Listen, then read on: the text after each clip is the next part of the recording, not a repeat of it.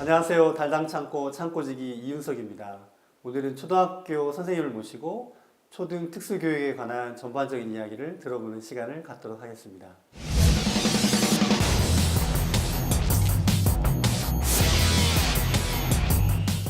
안녕하세요, 선생님. 안녕하세요. 네, 먼저 자기 소개 좀 부탁드리겠습니다. 네, 저는 동두천 신천초등학교에서 특수학급을 맡고 있는 특수교사 박재영이라고 합니다. 네.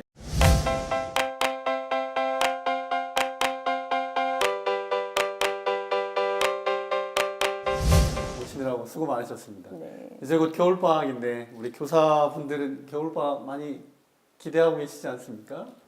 네, 학생만 좋아하는 게 아니라 사실 교사도 방학을 많이 기다리고 있죠. 네. 저 같은 경우는 어쨌든 학교의 교사이기도 하지만 어머니이기도 하잖아요, 엄마. 네, 그래서 그러다 보니까 평소에 못했던 엄마 노릇도 좀 해야 될 때가 있고요. 그 다음에 여러 가지 평소에 많이 못했던 그런 공부도 선생님도 계속 공부해야 되거든요. 네, 그래서 연수도 하고 그래서 그런 것들을 하면서 재충전할 수 있는 시간이니까 좀 기다려지죠. 네. 네, 우리 선생님들도 아이들도 다들 기대하는 방학인데 그런데 우리 특수학교 선정 배치를 받은 부모님들 입장에서는 지금 이 겨울방학 기간 동안이 입학을 앞두고 있어서 굉장히 조금 불안하시기도 하고 걱정도 많은 그런 시간이 될 수도 있을 것 같아요. 네. 현직 특수교사로 근무하시면서 우리 어머님들이 입학할 때 제가 이제 가장 많이 받는 질문 중에 하나인데 어떤 준비를 할 수 있을까요, 우리 애가? 뭐 이런 질문을 많이 하시거든요. 그러면 전문가로서 어떤 준비를 입학 전에 하면 좋겠다 이런 좀 팁을 좀 말씀해 주시면 감사하겠어요. 여러 가지 준비 사항들이 필요로 할 테지만요. 그 중에서 한 3가지 정도로 말씀을 드릴게요. 처음 가장 중요한 게 착석이에요. 그러니까 아이들이 유치원이나 어린이집에서는 바닥 생활로 하고 각각의 코너를 나누어서 영역으로 돌아다니면서 하잖아요. 그러다 보니까는 학교에 1학년이 되면 정해진 자기 자리, 의자에 앉아 있어야 하는데 공부 시간에는요. 근데 유치원의 생활에서 계속 됐던 것들은 돌아다니기도 자유롭게 그렇죠. 돌아다녔고요. 네. 그다음에 바닥에 앉아 있었는데 딱딱한 의자에 앉아 있으려니까 굉장히 힘든 거예요. 그래서 어머님들이 그 남아있는 시간 동안에는 책상에 이제 앞에 무언가를 두고요. 의자에 앉아서 하루에 5분 정도씩이라도 좀 앉아있는 연습을 좀 해주시면 좋겠고요. 앉아있는 연습은 어떻게 좀 시간을 더 늘려야 될 텐데 갈수록. 그죠. 이렇게 벽 보고 앉아서 이렇게 있으라고 하면 아이들은 고문이죠. 그러다 보니까 자기가 좋아하는 것들을 하는 거를 시간을 점점점 느려질 수 있도록 뭐 색칠 공부를 하나를 놓는다든지 그래서 그 색칠을 하는 동안에 옆에 타이머나 이런 것들을 시간을 주셔서 처음에는 5분, 그다음에 1분씩이라도 좀 늘려가면서 하는 것이 좋고요. 일반 아이들도 사실은 1학년이면은 20분이 최대 집중 시간이라고 해요. 앉아 있을 수 있는. 네. 그런데 이제 초등학교는 1시간이 40분이잖아요. 그 시간들 사실을 다 앉아 있으라고 하는 것이 무리인 요구인데 하지만 현실은 또 그렇게 되어 있어요. 그렇기 때문에 착석을 하는 시간을 좀 늘려주는 게 좋고요. 네네. 두 번째로는 이제 지시 따르기예요. 모든 과정 하나하나가 지시를 따르지 않으면 안 되는데 아이들이 부모님의 말씀도 잘 귀담아 듣지 않는 경우도 많잖아요. 그리고 자기 하는 일에 집중하다 보면 무엇을 시켜도 잘 못하는 네, 경우도 맞아요. 많고요. 그러다 보니까 아이들이 활동 중에도 호명을 이제 불러서 누구야 뭐 컵을 이걸 저쪽으로 좀 갖다 줄래라고 했을 때 자기 하던 행동을 좀 멈추고 그것을 한다든지 그런 것들 하나하나를 좀 가르쳐 놔야 아이들이 학교 생활에도 규칙도 지킬 수 있고요. 거기 선생님 말씀도 잘 들을 수 있겠죠. 네. 그리고 마지막 말씀드리고 싶은 건 신변철인데요. 신변철이요? 네, 일반 아이들은 당연히 이제 이 정도는 다 해가지고 오는 부분이라고 생각을 하지만 그렇지 않아요. 가끔은 일반 친구들도, 일반 학생들도 1학년 때는 대변 실수를 할 때도 있어요. 그래서 일반 선생님들도 가끔 고무장갑을 끼고 네, 엄마들처럼 이렇게 아이를 뒤처리해 주시는 그런 선생님도 계시는데 우리 아이들은 더 그런 부분이 필요할 수도 있잖아요. 그래서 좀 아이들이 그런 것들의 행동이나 그런 신변처리 부분에서 할 수 있는 능력, 기능이 어느 정도인지 어머님도 파악을 잘 하셔서 선생님한테 말씀을 좀 해주시면 좋겠어요. 미리. 그렇게 말씀을 해주시면 그래도 학교에서 해줄 수 있는 지원의 인력의 부분이거나 지원의 어느 정도의 정도를 파악할 수 있잖아요. 그래서 신변체를 최대한 아이가 가정에서 연습해 올 수 있으면 제일 좋고요. 그리고 나서 그것이 어느 정도 되었을 때 부족분이 있다면 담임 선생님과 상담을 하셔서 그때는 이제 일반 선생님만께도 말씀을 드리는 게 좋고요. 당연히 특수교사도 와서 말씀을 드리는 게 좋겠죠. 입학하고 빨리 만나 뵈야겠네요. 네, 되도록이면 사실 3월 2일이 입학이라면 네네. 2월 달이라도 2월 달. 예. 어쨌든 학교에 들어가기 전에 조금은 방문 상담을 해주시면 좋고요. 그게 안 된다 하더라도 3월 첫 주에는 예, 따로 오셔서 상담을 해주시면 좋겠어요. 아, 네, 감사합니다. 그러면 이제 세 가지를 정리하자면 착석할 수 있는 시간을 점점 늘려보고 그다음에 지시 따르기. 네. 그거는 아까도 뭐 얘기하신 것처럼 수시로 아이에게 네. 지시 따르기를 시켜보고 따르도록 그냥 하는 연습이 필요하고 신변 처리 이런 거는 지금 현 수준의 상황들을 잘 어머님이 파악하셔서 그 담임 교사님한테나 특수교사한테 잘 미리 좀 전달을 해주시면 더 도움이 되겠다 이런 말씀이신 거죠? 네. 네, 감사합니다. 두 번째 질문은 이런 얘기를 또 좀 많이 하셨는데요.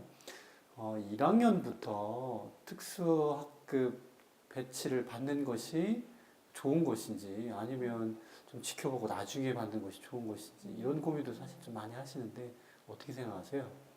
네, 일반적으로는 1학년 때는 학교 생활이 처음 시작이잖아요. 네네. 첫 발인데 첫 발부터 특수학급으로 배치를 받게 되면 아이들이 1학년부터 저 아이는 처음부터 특수학급에서 있으니까 우리랑 되게 많이 다른가 보다. 아니면 우리 반이 아닌가? 이런 생각을 하게도 돼요. 그러다 보니까 1학년부터 들어오는 것보다는 1학년 때는 어느 정도 아이들과 좀 섞이면서 좀 생활을 해보고 그다음에 거기서 부분적으로 필요하다면 어떤 인력적인 지원만 받는 그런 형태로 하시는 것도 많이 추천하고 있어요. 그런 형태를 완전 통합 배치라고 해요. 네. 특수교육 대상자로 선정은 받는데 받았으나 그 학급 배치는 특수학급으로 들어오는 것이 아니라 그 본학급에서 있으면서 혜택은 이제 행정적 지원이나 이런 것들은 받으실 수 있는 거죠. 그러면 선생님 생각에는 그런 어떤 지금 얘기하신 것처럼 특수아동 선정 배치를 받고 완전 통합을 하는 것이냐 아니면 좀 기다렸다가 선정을 나중에 받아야 돼 이런 기준들을 네. 어떤 거를 보고 판단을 하시면 좋겠다고 생각하세요? 네.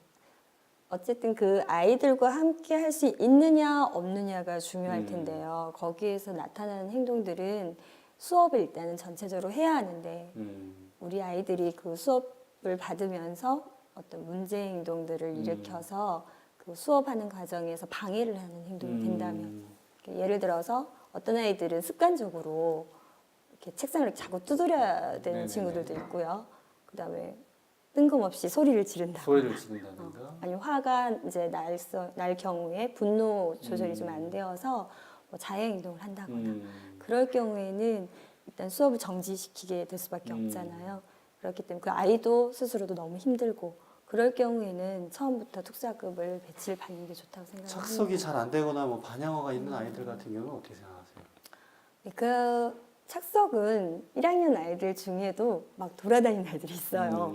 선생님이 뭐 일어나서 뭔가 지시를 하신 것도 아닌데도 네네. 그래서 왜 이렇게 돌아다니고 있어? 그러면은 자기 생각을 그냥 얘기해요. 뭐 휴지 뽑으러 왔어요. 뭐 버리러 왔어요. 그렇게 하는 것처럼 근데 이 아이들도 1학년 아이들도 일반적으로 일반 학생들 모두 다 그 아이들도 착석에 대한 교육은 계속 받아야 되는 거잖아요. 그래서 그 부분은 교육을 착석은 조금 괜찮을 더 것 같다. 일반 선생님이 좀 더 도움을 주셔서 계속 지도를 해주셨으면 좋겠다는 생각은 들고요. 소리를 지른다거나 이런 정도는 그게 이제 시간을 봐야 되겠죠. 아이에 따라 다른 거니까. 이건 좀 정말 이거는 개인적인 생각일 수밖에 없을 것 같아요. 어떤 분들은 조금이라도 그것이 보이는 것을 못 참아내시는 분이라면 담임 선생님이 허용 범위가 있을 거예요. 1학년 선생님들이 다 한 분 한 분이 다 다르니까 어느 분은 그런 범위가 좀 넓으신 분은 끝까지 케어하실 수 있겠지만 자기 교육 철학에 따라서 방법에 따라서 다 각각이 다르니까 제가 말씀을 못 드릴 것 같아요. 개인적인 질문인데 네. 그러면 뭐 장애 진단이 있는데도 굉장히 경계성이기 때문에 굳이 다른 아이들에게 피해가 없으면 특수교육 대상자를 선정을 안 받아도 괜찮다 이렇게 생각하시나요? 아니면 선정은 받되 완전 통합 형태로 가는 것이 좋다 생각하세요? 그 부분은 결국은 부모님 선택일 것 같아요. 예. 그러니까 아이가 특수교육 대상자로 선정을 받아서 그 혜택을 받으면서 우리 아이가 어떤 발전을 이루어낼 수 있느냐를 먼저 보셔야 되겠죠. 그래서 부모님에 따라서 또 어떤 부분은 당당한 교육적인 권리잖아요. 그것을 학교에서 지원해주는 부분을 받아내면 충분히 그냥 특수학급에 오지 않아도 그 일반 속에서 잘 생활할 수 있다면 그것이 좋다라고 생각하시면 당연히 특수교육 대상자도 안 받으시고 그 안에서 일반 생활을 하는 동안에 아이들과 섞어 살면서 할 수 있는 부분 최대한 지원을 해주면서 살아도 되지 않을까라고 생각하시는 부모님이라면 네, 굳이 안 하시겠죠. 네. 네, 알겠습니다. 야, 이게 질문이 많아서 오늘 선생님 해주셔야 되는 얘기가 너무 많은데요. 다음 질문으로 넘어가 보겠습니다. 예. 그 어머니들이 궁금해하시는 게 특수학급 시간표가 어떻게 작성이 되고 그럼 언제 특수학급으로 아이들이 가는지 뭐 이런 것부터 좀 알려주시면 감사하겠는데요. 네. 우리 아이들도 네. 다른 일반 친구들처럼 각각 교과목에 따라서 받아야 되는 시수라는 것이 있어요. 그래서 국어, 수학, 사회 뭐 이렇게 다 여러 가지 과목들 중에서 국어, 수학이라고 결정을 개별화 교육 지원팀에서 하기로 했으면 국어, 수학 시간에 이제 내려오고요. 만약에 한 친구가 이 아이는 너무 국어 능력은 뛰어난데 일반적으로 아이들과 같이 함께 갈 수 있는데 수학만 많이 떨어진다. 이렇게 될 경우에는 수학만 오는 친구들도 있죠. 그래서 어떤 부모님들은 그냥 방과 후에 오면 안 돼요? 라고 물으시기도 해요. 근데 이거는 이제 정규 시간표 내에서 이루어지는 거기 때문에 방과 후로 그렇게 오면 안 돼요. 뭐 네. 그래요. 아까 개별화 교육 지원팀 이렇게 얘기를 해주셨는데 그런 팀은 에 관해서 좀 얘기를 좀 구체적으로 좀 해주시면 좋겠어요. 언제 구성이 되고 그런 결정이 돼서 언제 아이들이 그렇게 지원을 받는지 어떻게 되는 거죠? 네. 그죠? 개별화 교육 지원팀은 그 특수교육 대상자 학생에 관한 모든 것들을 관할하고 계획하고 결정할 수 있는 위원회라고 보시면 돼요. 위원회, 학교위원회. 학교위원회 여러 위원회 중에. 근데 그 위원회에서 이제 포함이 되는 부분이 팀장님, 부팀장님, 그다음에 위원님들 이렇게 이제 구성이 되고 있고요. 그 팀장님은 학교마다 교장 선생님이나 교감 선생님이 맡고 계시고 부팀장님 같은 경우는 뭐 연구부장님이나 교무부장님 정도 맡으시면 되고요. 그다음에 나머지 부분들은 다 위원인데 위원 중에는 이제 특수교사, 그다음에 통합교사, 그리고 학부모님 이렇게 구성이 되어 있고 아이마다 각각의 개별화 교육 지원 팀이 구성이 돼야 돼요. 근데 다 뭐 교장 선생님이 한 학교에 여러 분 계신 건 아니니까 공통위원이 이제 계시게 되는 거고 나머지 이제 통합교사하고 학부모님이 달라지잖아요. 그래서 그렇게 각각 구성을 하면 됩니다. 법적으로는 이제 14일 이내에 학기가 시작하고 14일 이내에 구성이 돼야 되고요. 네, 거기에서 개별화 교육지원팀에서 하는 일들은 1년에 그 아이들의 모든 교육 활동을 어떤 교과목부터 그다음에 시수는 어떻게 할 것인지 그런 평가나 그런 내용이 다 들어가게 되거든요. 굉장히 중요한 위치에 있는 위원회라고 볼 수 있습니다. 그럼 입학하고 팀이 구성이 되고 그 교육 프로그램이 작성이 되는 게 한 달 내내 다 이루어집니까? 네, 위원회가 14일 이내에 되고요. 그다음에 개별화 교육 계획이라고 어머니들 많이 아실 거예요. 그래서 그 학생이 어떤 교육 내용으로 어떤 교육 방법으로 할 것인지에 대한 내용들이 다 들어가 있는 건데 이건 법적으로 30일 이내에 작성이 돼야 되고 부모님께 다 안내가 되어야 합니다. 거의 뭐 3월에 다 이루어진다고 보면 되겠네요. 굉장히 바쁜 3월이죠. 굉장히 바쁘시겠어요. 네. 네.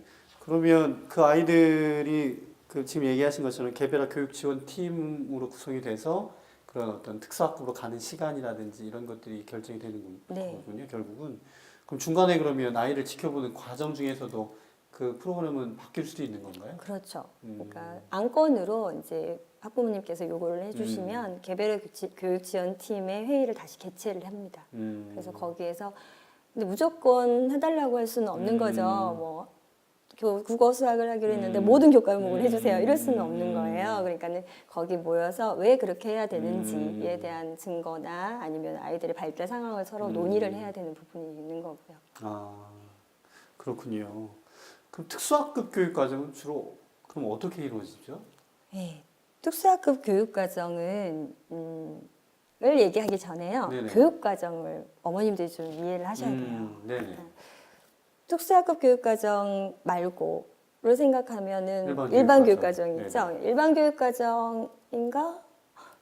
우리 아이는 특수교육 대상자인데 그러면은 일반 학교에 내가 보내기는 하지만 우리 아이가 그 발달 정도가 낮아서 특수학교 교육 과정을 하면 안 되나라고 생각을 많이들 하세요. 근데 그게 이제 한 학교에서는 두 가지 교육 과정을 운영할 수는 없어요. 우리나라에서. 그러니까 현재상 만약에 뭐 일반 학급에서는 뭐 월요일 날 6교시까지 하고 있는데 우리 아이는 기본 교육 과정에 따라서 수업 시수나 이런 건 줄이고 싶다라고 한다 했을 때 그걸 할 수는 없거든요. 그러니까 편제와 시간 배당은 일반 교육 과정을 따라가야 되는 거죠. 그러니까 저희는 그러면은 그럼 아이들에 대해서 교육 내용에 맞추지를 못할 텐데 어떻게 하나 이제 걱정을 하시잖아요. 그럴 경우에는 교육의 내용을 대체를 한다라는 게 있어요. 그러니까 시간과 편제, 국어 시간, 수학 시간을 와서 하기로 했다면 그 교과에 대한 것들을 가서 시간과 편제는 가져오는데 그 내용은 학생의 정도와 발달에 따라서 교육 내용을 대체해서 가르칠 수는 있죠. 그래서 같은 내용을 또 수준을 낮게 할 수 있거나 대체할 수 있는 다른 그래서 그런 어떤 교과적인 활동도 하고요. 교과와 연계된 범주제 교과라고 해서 아이들에게 뭐 성교육을 한다든지 안전교육을 한다든지 그런 것들, 뭐 폭력 예방 교육 같은 것들 그런 다양한 교육들도 거기에 포함이 돼서 할 수 있어요. 그러면 뭐 얘기하신 것처럼 우리 특수교육 대상 아동들이 교과 이외에도 다양한 교육이 굉장히 필요한데 특히 일상생활 교육 이런 거는 따로 그러면 교과 시간이 있는 겁니까? 어떻게 되는 겁니까? 근데 아까 앞서 얘기했을 때 편제라는 걸 말씀을 드렸잖아요. 그러면 국어, 수학, 안전교육, 성교육 교과서 이런 거 보신 적 없으시죠? 없죠. 네, 마찬가지로 아까 그래서 교과 연계라는 말씀을 드렸어요. 그래서 국어, 수학 시간 내에 아까 교과 내용을 대체하여라고 말씀드렸죠. 그러니까 그 시간 내에서 교과 내용을 대체해서 그런 일상생활 교육 그런 것들을 할 수 있는 거예요. 네, 감사합니다. 그 특수학급을 맡은 교사의 그 역량에 따라서 학급 운영이 좀 많이 그러면 달라질 수 있겠네요. 지금 선생님 말씀을 들어보니까. 그러니까 뭐 교과 같은 경우에는 이제 뭐 교육 목표나 그런 성취 기준이나 이런 것들이 나와 있으니까 거기에 맞춰서 교육 내용을 잡으면 되죠. 근데 범주제 교과 같은 경우 일상생활 훈련을 한다든지 성교육을 한다든지 뭐 현장 체험 학습도 따로 가거든요. 저희가 특수학급. 그래서 그런 것들을 활동을 어느 정도를 잡고 하느냐에 따라서는 교사의 자율성이 맡겨 있어요. 제가 듣기로는 그 좀 이렇게 소문난 아주 유능한 특수교사님들 계시면 일부러 그 선생님 있는 학교로 위장 전입도 하고 이런다는 얘기도 좀 들었어요. 네, 위장 전입 하시면 안 됩니다. 하시면 안 되는데 어머님들의 마음인 것 같아요. 아무래도 일반 어머님들도 사실 어느 동네 가면은 되게 잘하는 학원 있다더라. 이렇게 해서 학원 찾아 이사도 가시잖아요. 그래서 어머님들 예전에는 어느 학교를 가도 상관이 없었어요. 전산 처리도 안 돼 있었고 그러다 보니까는 내가 그다음에 특수학급이 한 학교마다 이렇게 많이 있지 않았거든요. 그러다 보니까 여기 선생님 어떻지? 저는 다 조사를 하시고 그렇게 해서 위장 전입은 아니실 거예요. 분명히 이사를 하셨을 거예요. 네.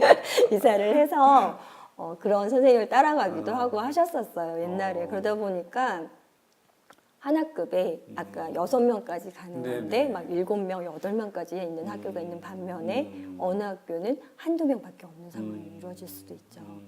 근데 그래서 되도록이면 조금 특수학급의 운영에 대한 것들이 어느 정도 기준선 그다음에 필요로 한다라는 그런 교육 내용들을 지침으로 내려오고 있어요. 예, 각 도교육청에서 성교육은 1년 2회 하고 그다음에 그건 따로 하는 교육, 안전교육 몇 시간 뭐 그런 식으로 나와 있기도 하고요.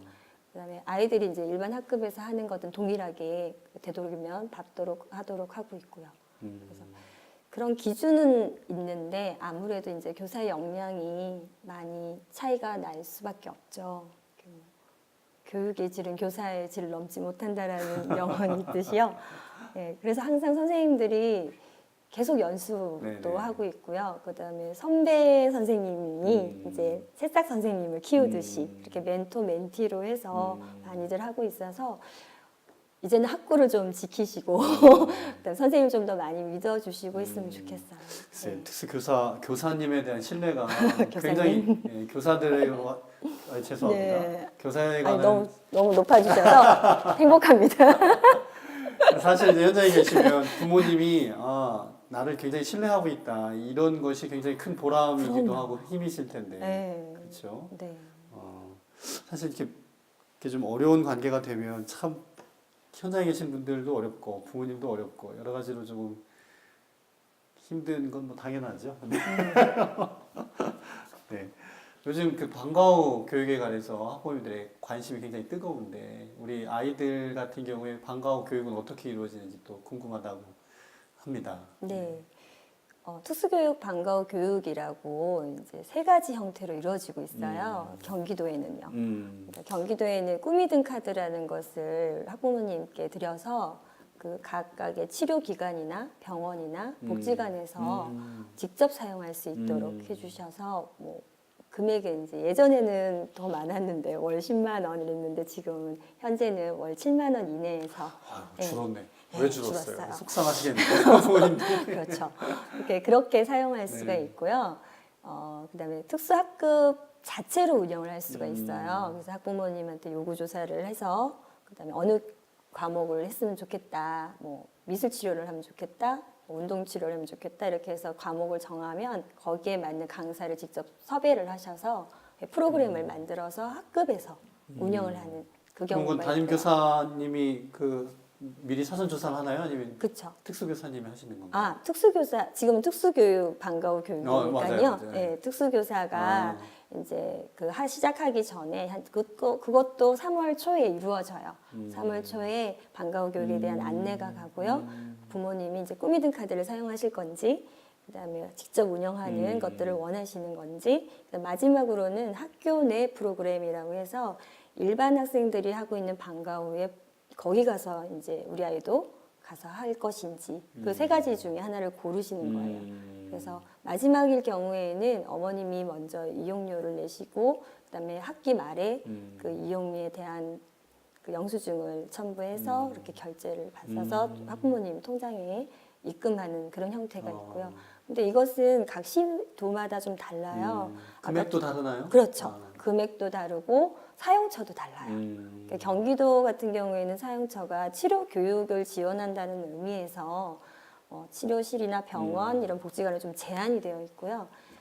경상남도 같은 경우에는 그런 각각의 방과 후 그런 활동들을 그냥 뭐 운동, 태권도, 뭐 음악, 요가 뭐 이런 것들도 다 사용할 수 있게 넓게 그렇게 하는 지역도 있고요. 그래서 이런 경우가 각각 다르다 보니까 전학으로 오는 경우에 네네. 어머님들이 되게 당황하세요.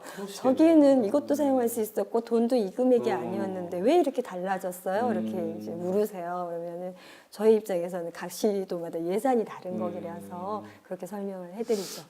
어느 시도가 가장 예산이 좋은지 모르겠네. 궁금합니다. 그거에 맞춰서 어머님 이사를 또 가실까요? 그러시진 않으실 것 같은데. 그럼 그 셋 중에 좀 이렇게 실제 현장에 계시면서 지금 가장 인기가 좋은, 가장 많이 사용하시는 거는 어떤 프로그램을 주로 많이 이제 쓰시나요? 학생에 따라 다른 것 같아요. 이게 학생에 따라서 일반 아이들과 충분히 섞여서 잘할 수 있는 친구들 같은 경우는 저희 반 친구 같은 경우는 로봇 제작을 하고 있어서 주말 이야기를 하는데 매번 그 사진을 가져와서 했던 장면도 보여주면서 되게 뿌듯해하거든요. 그렇게 한 친구들은 그렇게 하고 그다음에 각각 전체 단체 수업, 그룹 수업이 잘 안 돼서 개별로만 개별 수업이 조금 해야 필요한 되는 아이들. 예, 네. 그런 아이들은 아무래도 꾸미든 카드로여서 치료센터를 치료센터. 이용하기도 하고요. 그다음에 지역적으로 그런 데를 이용하지 못할 수도 있잖아요. 기관일이 너무 적어서. 그럴 경우에는 특수학급에서 운영하는 형태도 있을 수 있어요. 그러니까 어떤 게 선호라기보다는 학생에 따라서 그다음에 그 지역적 특성에 따라서 상황에 따라서 달라지는 것 같아요. 그렇겠네요. 정말 다사다난했던 2017년이 이제 마무리되어 가고 있습니다. 주변 사람들과 따뜻한 연말 되시길 바랍니다. 여러분들 모두 한 해 동안 수고 많으셨습니다. 저희 달당 창고는 앞으로도 최선을 다하겠습니다.